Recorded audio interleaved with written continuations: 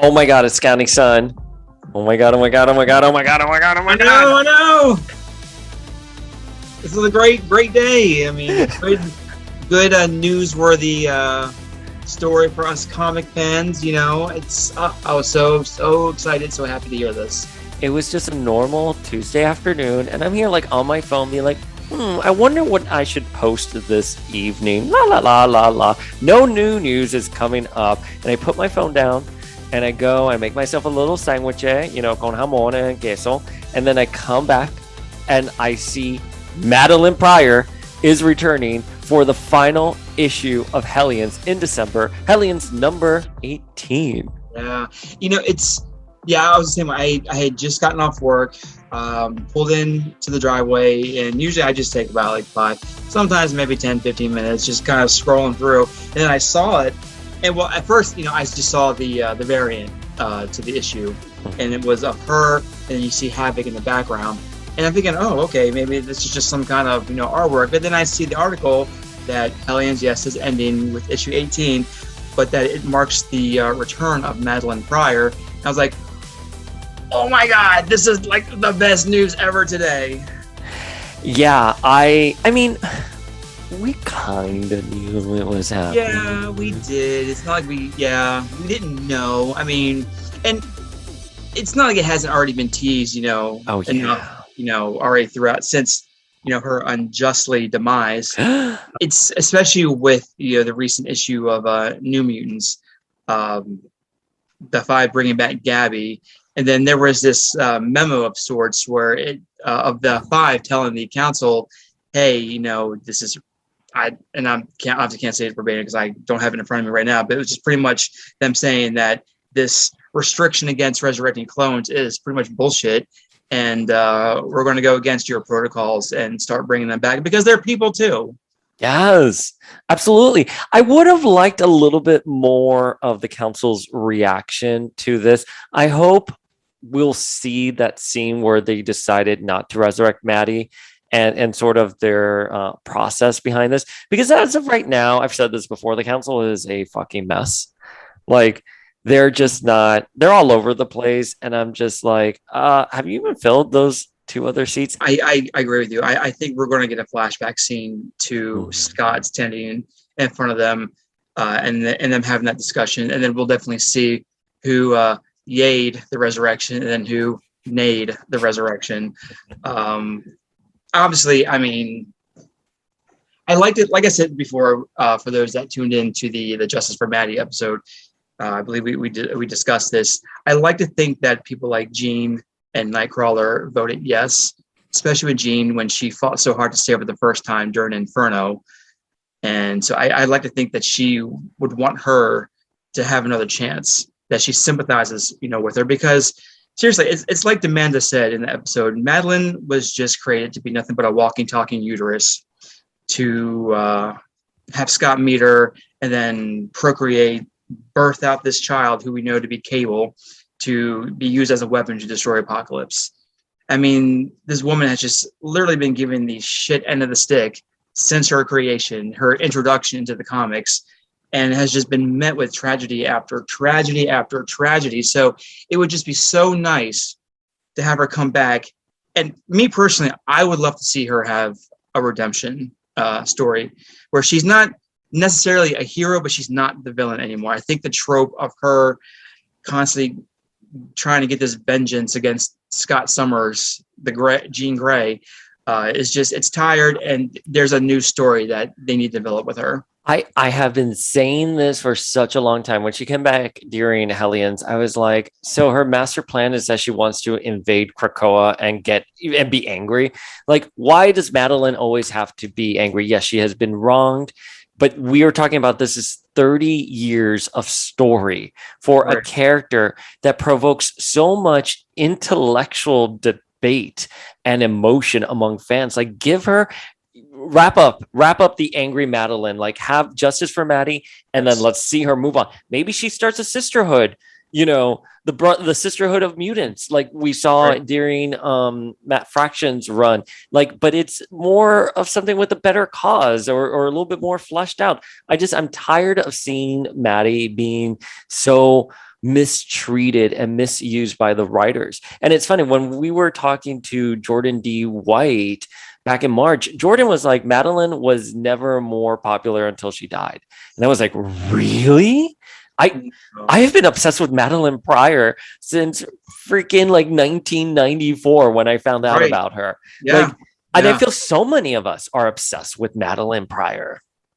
Yeah. She's just, I think she's always been such a, a fun character. She is definitely the, I don't want to say that the dark side of Jean, because she's not a dark character. She just unfortunately became that because of what transpired with her after meeting Scott.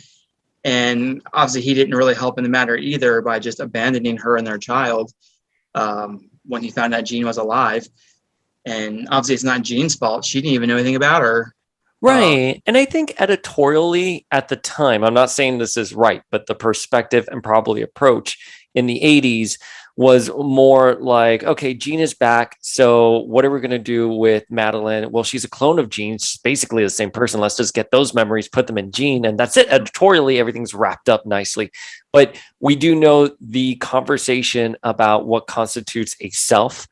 I just think the narrative for Madelyne evolved past, certain ideas and tropes from the 80s. And now it's like, we need a better story for Madelyne. But wait, I want to ask you, how do you think she's going to come back? How do you think she's going to come back?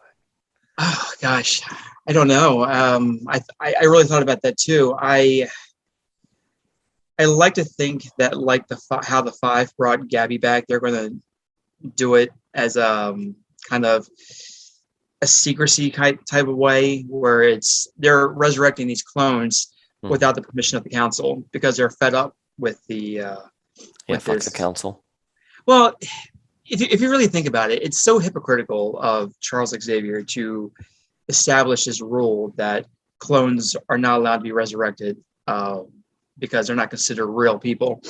And the reason why I find hypocrisy in that is because since the X-Men introduction back in September of 1963, they've always been about wanting to stand equal with the rest of humanity. Look, the mutants are human beings too. They just have these powers and have been ostracized and hated and have had the most vile and negative things said about them just time and time again. And for him to fight for this equality, but now on Krakoa to establish this restriction against clones, it's absolutely ridiculous because it's not their fault they're clones. They didn't ask for this. Madelyne didn't ask to be a clone. She didn't even know. No. She didn't know. I mean, she just thought she was born into the world like everybody else, grew up, had this life, met the man of her dreams, got married, had a child. I mean, and then to find out that you're not only just a clone, but you're a clone of the man you married, then thought deceased girlfriend. Oh, I know. It's even more of a stab to the heart and a punch to the gut. It's just so, yeah, I can't really blame her for wanting to raise hell, because it's like I said, even in the episode, I mean, bless her, God bless her, because I mean, she really stuck it out. Because if it were me and the person that I was dating showed a picture of their ex and that person looked just like me, all the best to you. Good luck. Take care. Bye. This is kind of what I envision. We know Mystique was eavesdropping on Alex and Magneto. So I wonder if Mystique is somehow going to convince the Five to resurrect Madelyne. I don't know how. Maybe this was always part of Madelyne's plan to be killed and resurrected on Krakoa. That's how she would get on Krakoa. I don't know. But I want her to be resurrected, and I want her to go straight through a gate into the age of X-Men, find Nate Gray, and start making out with him. I want those two back together. Oh, God. I want Nate and Maddie. I want a reunion. Do we really have to revisit that incestuous time? Was it incestuous? I mean, really? So to answer your question, because, I thought about the whole Mystique bit during the Hellfire Gala. I have a feeling that, just a feeling, take it with a grain of salt. that she could very well be resurrected at the very end of Inferno and then show up Yeah, in I agree. Hellions. Yeah. I agree. I think, and I'm forgetting, was it Newsrama or one of the articles that said that like Hickman is starting his, Inferno miniseries, and a lot of those plots are going to run through Hellions. So I thought the article I read, again, it wasn't like officially quoted. It was just more of like the editorial stylizing of the paragraph. I think it's pretty clear something will happen in Inferno and it will bring Madelyne, through. So I'm excited. I'm really, really excited. I mean, yeah, because they're not just going to bring her back for issue number 18, like at the beginning, and then that's it, just end it. Like, no, they're going to have to tell a story. And I can't imagine them bringing her back at the very end and then just, kind of wait to see what happens next with her. I think there's going to be this kind of, it's going to transpire somehow, and she's definitely going to confront. And I think it's going to come out that Grey Crow. I don't think it has already. I haven't kept up with it. I'm going to go and collect the issues. I don't think it's been, and correct me if I'm wrong, but I don't think it's been revealed that Grey Crow is the one that killed her. No. Okay, I didn't think so. No. So I definitely think it's going to come back. What did you think of the cover? Oh, I loved it. I mean, anything with her, just front and center right there, and she just had this look and this stance of like, yeah, bitches, I'm coming back. Be ready. Yeah. And it was Philip Tan who did the interview, the art. It was one of the variant was, and then Peach Momoko. I'm sorry if I'm saying her name wrong. Did another variant, and I thought that was absolutely beautiful. Very surreal, very dark, yet with the pronounced red hair. It was just it's a very lovely, yet ominous. I know. I'm just the eyes and. I'm literally just like, I'm looking at the covers right now. I can't believe it. Like I'm just so happy. Like today was such a shitty day. And I'm like, what would make it better if Madelyne Pryor was resurrected? Oh, and she was, but I think that every day. So yeah.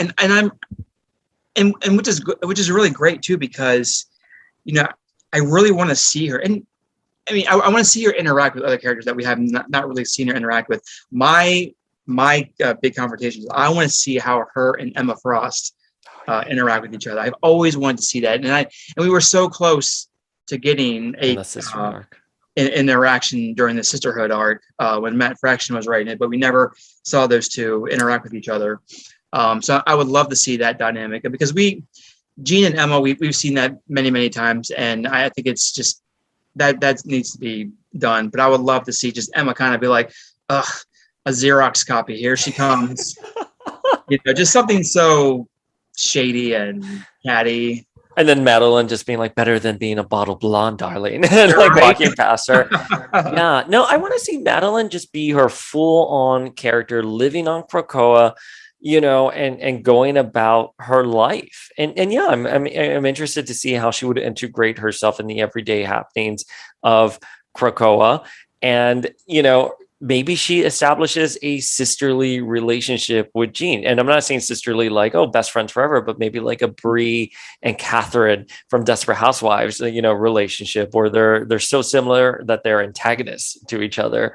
Right. But I'm excited. I want Madelyne front and center in some way, shape, or form, or at least I just want her back on the island living her best life. There's no reason why Madelyne can't be there, and try to reconnect with Cable, have a good relationship with Cable. Exactly. And like, I don't know, what does this make Rachel to her? This is a question about genetics and like relationships. So I don't know, but like there is some kind of genetic relationship between her and like Rachel. Like maybe they sit down and like have a conversation. I mean, Rachel will just fly up to her thinking she's Jean, and Madelyne just blast her away again like she did in Excalibur Inferno. No.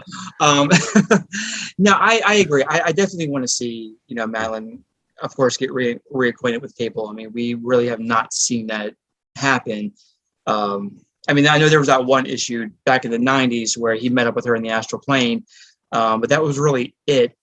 My thing is that... And that was beautiful. And I don't even know if it was ever fully explained. It's like, was it during the 12? It may have been during something else. There was a couple issues. It was right before the 12. I think during the 12, I may be wrong, but I think during the 12, he visited her on the Yeah. astral plane again. And then there was another one in the cable miniseries where they saw each other, and they go back to the house in Alaska because those were her happiest times. And again, I think Madelyne is owed, as we said, like Madelyne is owed so much more editorially to be fleshed out. And I just want to see her have a conversation, and we'll see where it goes. But I'm sorry I cut you off. No, no, no. It's no, you're totally fine. No, it's she has every right to exist. She has every right to be on Krakoa. I mean, with Krakoa, you have a host of other villains that are allowed, that are roaming around, coming and going. I mean, you've got freaking Apocalypse. You've had Magneto, even though he's kind of 50-50. He's a hero, he's a villain, blah, blah. Exodus, Mr. Sinister, Mystique, Selene. You have freaking Jason Wingard, Mastermind, who was the main antagonist that caused Jean Grey to become Dark Phoenix. A pervy Yes. antagonist who, when we look at the Generations arc and other past stories, was stalking her before. Yes. And he was like a very significantly older gentleman masquerading as a young, handsome guy, seducing Jean and making her go dark. And they just let him be right there at the Green Lagoon bar. Right. Oh, sorry. No, no, no, no, no. And I Shady. mean, and I would love to see Madelyne and him have a bit of an interaction and be like, I remember what you tried to do to me. Yeah. Because during what was it, Yeah. From the Ashes, he Yeah. was getting his revenge against X-Men through her because she looked because of her exact likeness to Jean. Yeah. So Oh my and then God. the one Her time with she her was Paul the Dark Smith Phoenix. wig and her Yeah, Dark yeah, Phoenix. Yeah. Yeah. yeah. We're on the same page. Yeah, I'm Yeah. so excited. I can't wait to see where they're gonna go with it. I'm hoping good things will come of it. I like Zeb Wells as a writer. He wouldn't have been my top choice to write her, but he did bring her back and she did die on his watch. So, he's playing with that character. She's coming back. And my only grievance is that Hellions is ending, and I don't feel that there's much of a thematic conclusion thus far with the book. I feel like there's still so much up in the air. Is it going to be Of rushed course. out like X Factor?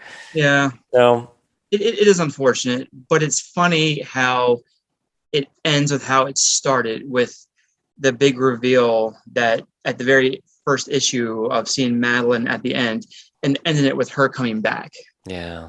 So, but no, I agree. I think it's unfortunate because there's a lot of great stories that could come. And I think in the beginning, Hellions was really a surprise hit. I remember reading some comments where people were just kind of scoffing at the roster at first. Oh, Nanny, Orphan Maker, before he was Greycrow, they still called him Scalp Hunter. Mhm. Nobody really thought much of it, but then it became such a hit, and you have such great characters like Empath, causing trouble, and Havoc, and his issues, and Oh, Havoc and his issues. and then and then Quanon, coming off Fallen Angels, which I thought they were supposed to bring back, but I guess not. So I her, remember Fallen Angels being one of the books no one was reading. I mean, I have the first issue, but then I never picked it up Snooze. either. I, So I slept on it. I probably would like it now if I read it. I've been very easy on my reading materials. I think maybe just didn't do it so well because people really didn't get to know her quite yet. No. It took Hellions to kind of really reintroduce her character again into the fold. And I think Fallen Angels probably would have been a good series for her to fall back on after this. Hmm. So But listen, I'm glad Madelyne's coming back at the end. But again, when I look at X Factor, I'm like, there were so many questions about resurrection that were supposed to be answered in this book. Did not even touch the tip of the iceberg with it. And similarly with Hellions, it's supposed to be a story about redemption for these, emotionally broken and traumatized individuals. That's something that Wells told us when he was writing these characters are all emotionally traumatized individuals. I'm just not seeing any thematic resolution. So I'm curious, is it a sales thing? Is Zeb Wells just, at the end of his contract, or do they just want to move on to different stories? I'm glad Madelyne's coming, but I don't see, I feel this being more of an abrupt ending like X Factor was. And that makes me cautiously optimistic because I'm like, oh, are they going to do like a little mini series like Onslaught Revelations and stuff like that? We're going to get something like that. Which, oh my God, I forgot about Onslaught Revelations. When is that coming out? Yeah, I know. Oh my I'm not God. sure either. I think that's when they're like slowly kind of getting to. I love Um, how I'm like, when is that coming out? Like, I have forgotten about that until this very moment. I'm kind of sorry, did continue. too. I'm not gonna lie. If it's not Madelyne Pryor, we don't care. I know. For me, it's like I really don't care. I mean, hearing that Maddie's coming back, I'm just so ecstatic and just. And I actually had a question for you. What book would you want to see her in?